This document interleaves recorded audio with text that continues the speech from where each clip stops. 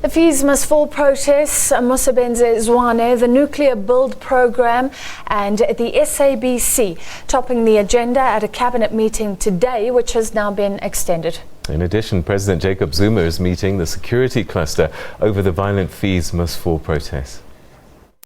Burning buildings and violent clashes at universities, which has led to at least one fatality. This is an issue Cabinet spent long hours discussing, and now President Jacob Zuma has intervened. He's meeting the ministers in the Justice, Crime Prevention and Security cluster. That is one of the reasons why the President is meeting with the JCPS cluster, so that he can have a full briefing of what steps are being taken to bring order in our institutions of higher learning. Meanwhile, the clash between Cabinet and Mining Minister Mosebenzi Zwane continues. A defiant Zwane insists Cabinet has approved the Commission of Inquiry into the banking sector. Cabinet and President Jacob Zuma distanced themselves from that statement, and the status quo remains. Those were his personal views, were not reflecting the views of the task team that was set by Cabinet, but more particularly the views of Cabinet.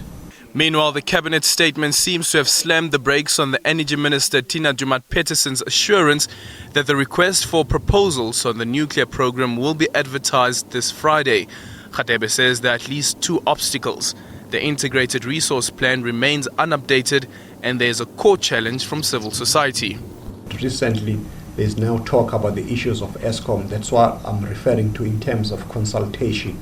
That those type of consultation must unfold before the RFP is issued. Cabinet has also directed Communications Minister Faith Muthambi to urgently address attempts by the SABC to subvert the law. The statement relates to the appointment of Motsoeneng as the head of Cooperative Affairs. It came after the Supreme Court of Appeal found no prospects of a successful appeal to a High Court ruling setting aside Motsoeneng's appointment as COO.